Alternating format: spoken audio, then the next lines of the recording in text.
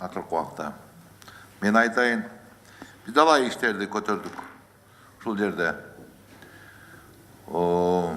пенсия жөнүндө сөз көтөрүп атабыз. Мына азыр ушул Учур театры жөнүндө, Мурудагы Чатыркөл кинотеатры жөнүндө маселе козгоп атабыз. Бирок кейиштүүсү аткарылбай атпайбы? Биз колдоп коебуз. Аткарылбайт, урматтуу төрага. Бул биз сурашыбыз керек да, бул жерде ошо министр финансынын кишилери олтурат. Алардын позициясы кандай бул маселе? Сиз жооп берип коюңуз ушул боюнча. Бұл мәселе бойынша мына өткенде октябрда бюджет сіздердің қарауыңызға кіргеннен кейін ошол токтом чыккан.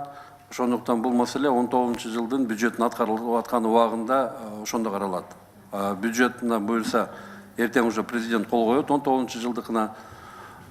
Анан дагы бир маселе бул өткөндө эле биз Алтынай Сейитбековдун да өкмөттө каралган 55 миллион сом ошол аспаптар алып берүү боюнча. Бирок ал маселе азыр такталып атат, ошо өзү Маданият министрлиги тарабынан опера балетке алып беребизби же болбосо филармонияга деп эки маселе турат. Ошонун бирөөсүн тактагандан кийин ошол сумма кошумча бюджетте каралат 19 жылы. Демек, бул жылы каралбайт деген сөз бул биздики. Биз мындай токтом алып берип, силерди кубанткан менен, урматтуу Маданият министрлиги, урматтуу Учур театры. Анда силер жакшылап чуркашыңар керек. Могу кайта жазында биз 19 жылды караганда. Урматтуу министри финансы министрлиги ал так эле ошол маданиятты кескенге даяр да, алар бычактарын кучутуп даяр турат.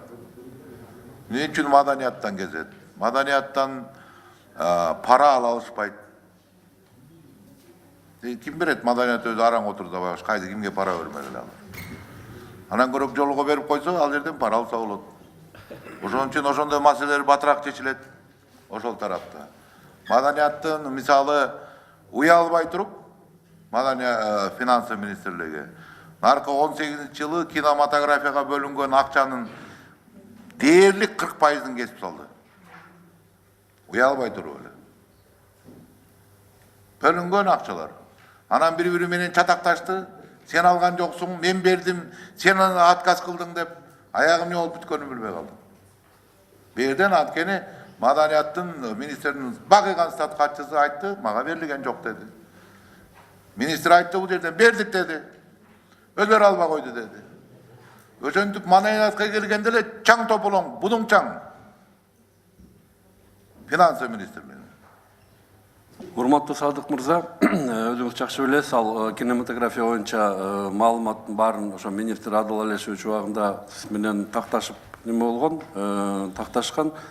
Тилекке каршы кинематографияга бөлүнгөн акча өздөрүнүн ошо мына маданият культуранын кесиптешиме турат. Баягы тендер убагында өтпөгөндүгү үчүн, алардын заявка бербегендиги үчүн ошондой болгон. Аны сиз өзүңүз жакшы билесиз. Ошондуктан анан жана сиз айтып атасыз, пара алат деп. Параны билбейм, сиз ким кайсы негизде айтып атасыз? Пара алган анда факттар болсо айтсаңыз. Финансы министрлиги кандай негизде айтып атам? Пара акча ушул министрликтен бөлүнгөн акча боюнча кармалып зам министрлер кетип атканын көрбөй калдыңызбы сиз? Ошол бөлүнгөн акча да ошо. Жок, ал деген сиз мени финансы министрлигин пара албайт, ошон үчүн бөлбөйт деп атасыз. Финансы министрлиги эмнеге кетип калып атат? Ал өзүн заявлениясын жазганда так айтпады мына, сиздердин алдыңыздарда дагы өзүнүн ден соолугуна жараша деп. Эмне үчүн ошондой абдан мындай окшош болуп калды да ошол убакта? Акча министри финансынан бөлүнөт анткени. Билбегендерге кайта айтып коеюн. Акча финансы министрлигинен бөлүнөт.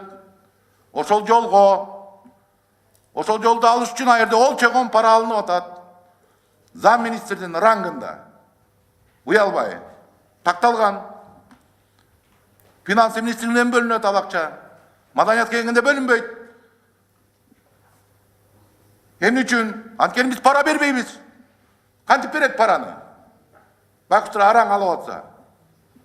Ошон үчүн менде кооптонуу бар. Маданиятка эмне үчүн акча бөлүнбөйт? Анткени маданиятчылар акча берип пара бербейт. Кайсы тармак кыскарылат? Маданияттын тармагы кыскарылат. Шылтоолор менен 3% bizde mыйзам боюнча каралган. Ömür boyu sizler 1,5%dan atkarbay келатасыңар açık. Uyalbay. Men uşunu aytıp otam. Demek biz para bere albayız. Urmattуу madaniyatçılar, para bergенди үйрөнгүлө. Ошондо силер батыраак аласыңар акчаны.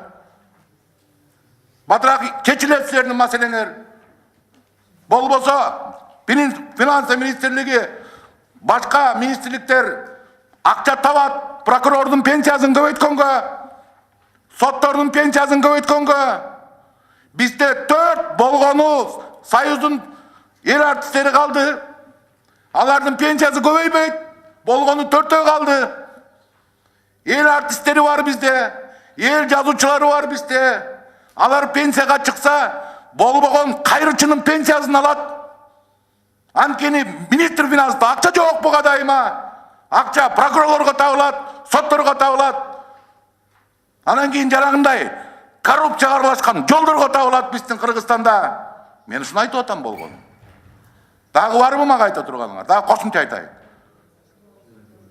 Рахмат.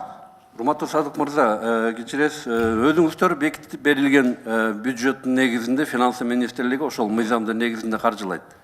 Аны сиз абдан жакшы билесиздер, бекиткен цифрлардын алкагында.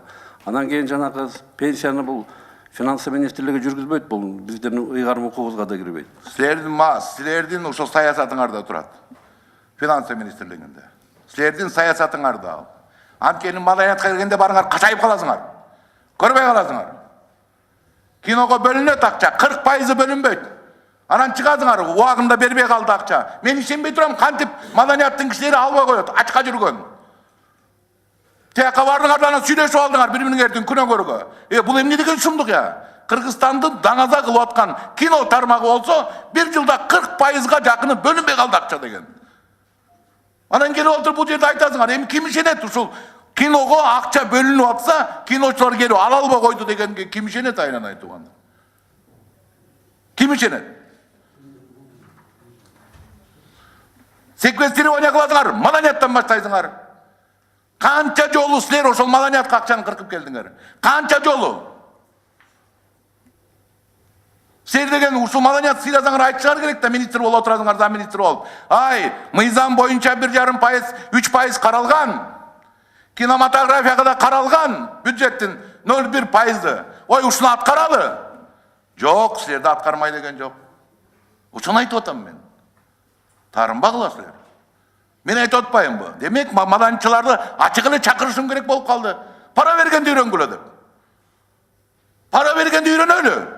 Маданиятчылар. Мүмкүн ошондо биздин маселебиз батыраак чечилет. Көбүрөөк чечилет.